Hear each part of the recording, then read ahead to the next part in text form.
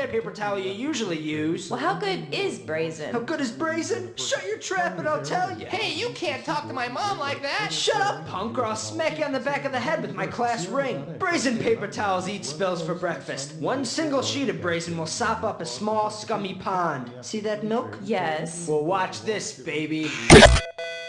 Yeah, we got a hot one. Everybody at the ready. The Norse gods. Okay, folks, we're getting close. 10 seconds. Best of luck. Give me a monkey check. 6, 5, Go to black? 4, 3. You need Cellulube.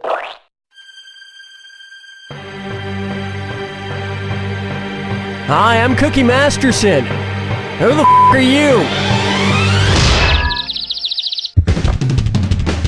I'm glad it's just you and me. This way I can give you my full attention. And the wrong answer of the game is brought to you by... What a Prick Cactus Company! The plural of cactus may be cacti, but our focus is on cactu.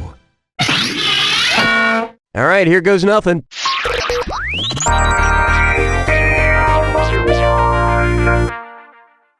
First on the docket, partly sunny with a chance. How much of a levato is a demi-levato? 1/3 of a levato, 1/2 of a levato, 3/4 of a levato, or a full levato?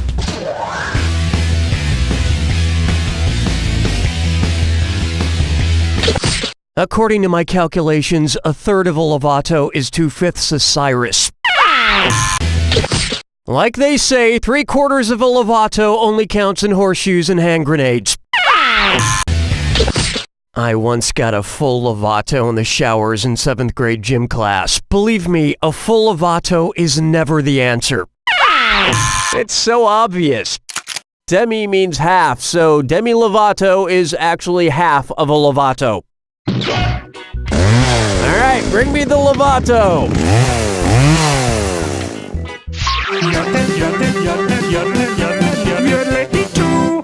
Here's one for you. Pee-wee's Big Art Venture. Imagine we could get Paul Rubens of Pee Wee Herman fame to host our game. It would be pretty sweet. Anyway, if we could somehow convince him to do it, how would it sound theoretically if Paul Rubens pronounced the name of a Peter Paul Rubens painting? Portrait of the Artist's Mother! The Hippopotamus Hunt! The Starry Night! Girl with a pearl earring! Haha!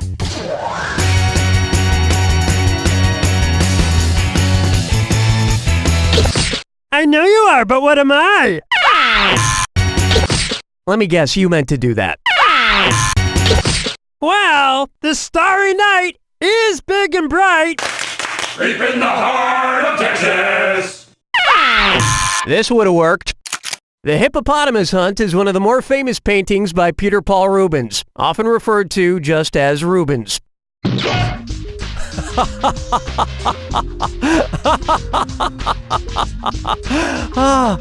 You know, if we could get Paul Rubens to host this game, it would be a guaranteed hit.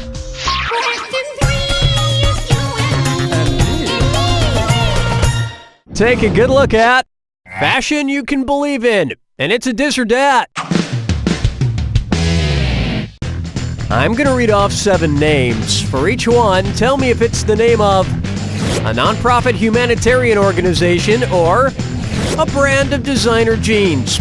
If it's a nonprofit, press the square button. If it's jeans, press your circle button. Each one right gets you a generous $300, but each one wrong will set you back a pair of Calvin Kleins. You've got 30 seconds to make a difference. All right, let's get started. Citizens of humanity, people's liberation, call to action, 7 for all mankind, global impact, true religion, rockin' republic. Wow, you really know your charities from your expensive jeans. You must be a UN Goodwill ambassador. Not bad, but you're a little stiff. You might want to go up a size. Or 3. $5 says you're wearing tough skins right now. Bono is rolling in his grave. Yeah, nothing says I enjoy helping the less fortunate better than a $300 pair of jeans. Everybody quattro, everybody quattro, hey! Open wide for a salute to Dick.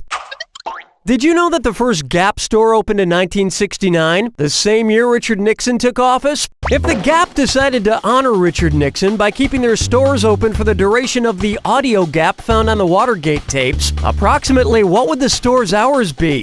9 a.m. until 9:01 a.m., 9 a.m. until 9:18 a.m., 9 a.m. until 2:12 p.m., or 9 a.m. until 9 o'clock the next day?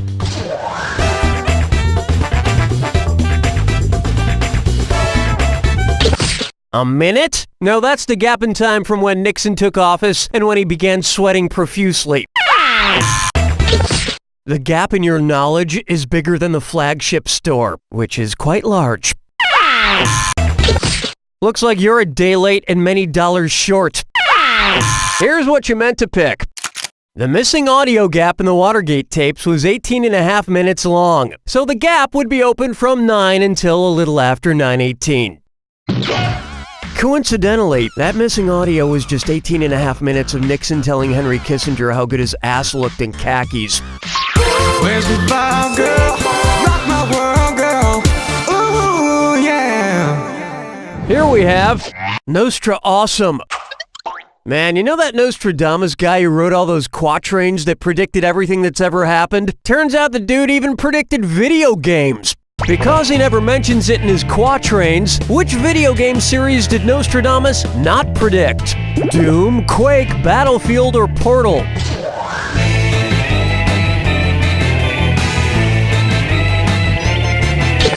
I have a prediction about your very near future.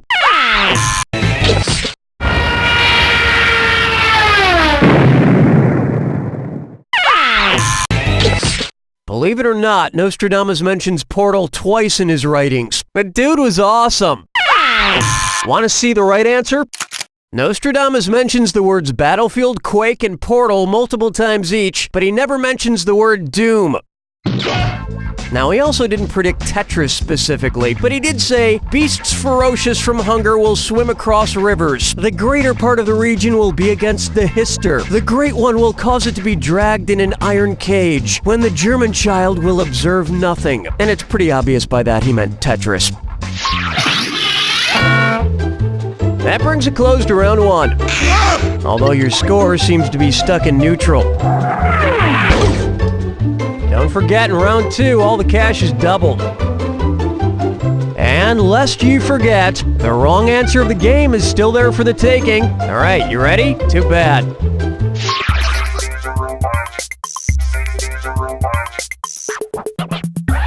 Next up, the writings on the Walmarts. Suppose Walmart goes literal and starts selling commemorative pieces of the Berlin Wall. If they roll back the price so it matches the year in which the wall came down, how much will a piece cost? 1979, 1985, 1989, or 1994?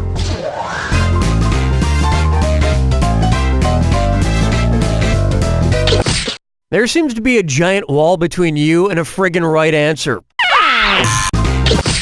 No, you must be thinking of the equally monumental year when Michael Jordan first retired from the NBA. I'm gonna have to check. We've got a price check on the Berlin Wall. Price check. Hello? Yeah, you know what? I'm pretty sure this is wrong anyway. It was begging to be picked. Built in 1961, the Berlin Wall, which separated East from West Berlin, was eventually destroyed in 1989 by Germans from either side. The Berlin Wall, 28 years of existence. Multiply that by about 13 and you have the average age of the Walmart greeter.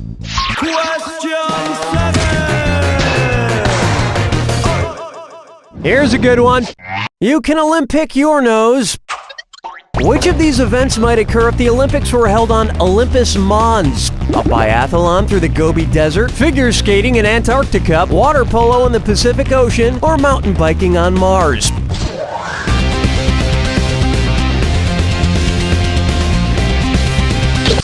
You're such a triple Lutz.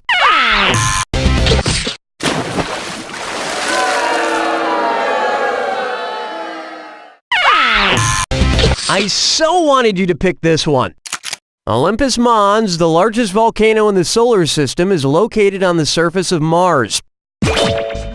Olympic mountain biking. I know I look forward to it every 4 years.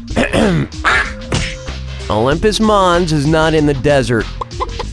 But speaking of deserts, you've won your very own albino cactus from the world-famous What a Prick Cactus Company. The only thing green will be all of your friends with envy. This wrong answer of the game is worth $8,000 for you. Nice job. Plucking chickens, picking out a mate. Guess I'll marry 8. I call this one Martha Stewart dying. You know, time in the slammer really puts perspective on the realities of life and death. Suppose Martha Stewart changes the name of her TV show from Martha Stewart Living to Martha Stewart Living Wills. What would she teach you to make?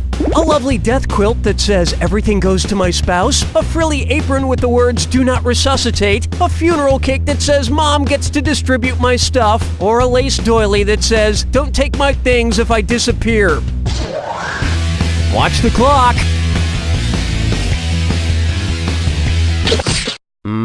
I loves me a good funeral cake. Now you see it, now you see less of it.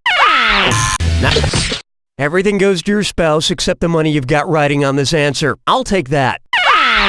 Ready for this? A living will is a document that indicates your wishes for your medical care should you ever become seriously incapacitated, such as a vegetative state or irreversible coma. It's a pull-the-plug order, if you will. You know, like they did with the Martha Stewart version of The Apprentice. Strolling through the park with the sarsaparilla. For me, I'm not nine. Why not try? How many balls do you have? Let's put these balls in order. It's the put the choices into order, then buzz in and see if you are right. Okay, I'm handing out a $1,000 bonus for a correct answer. Put these things in order based on the number of balls they have, from fewest balls to most balls. A standard game of skee ball, a game of bumper pool, a game of Quidditch from Harry Potter. Quidditch, bumper pool, skee ball, bumper pool, skee ball, Quidditch, skee ball, bumper pool, Quidditch, or Quidditch, skee ball, bumper pool.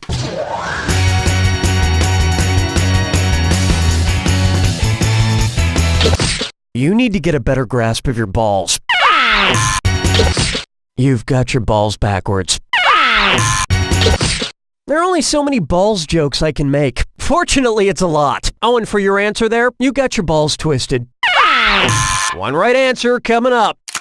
Quidditch has 4 balls, skee ball usually has 9 balls, and bumper pool has 10 balls.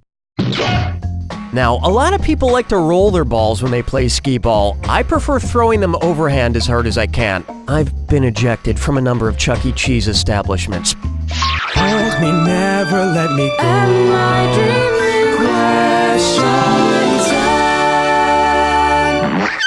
May I introduce Long John Corporate Meddlers. Suppose Long John Silver's expands its menu. Which of the following menu items would be anatomically possible? Whale fingers, dolphin wings, electric eel legs, or shark bone soup?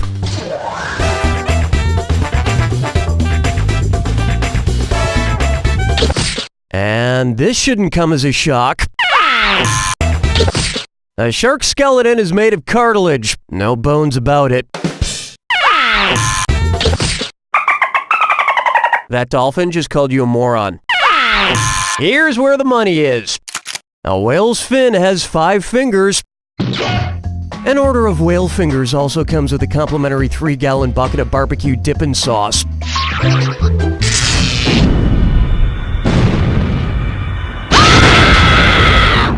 Welcome to the attack. When you see 2 clues that match, press the X button. 4,000 big ones if you're right, but say goodbye to 4,000 if you're wrong. And don't ever forget, remember the clue. It's gotta be a match that fits this clue. A boy and his robot. Let's get automated. Good luck.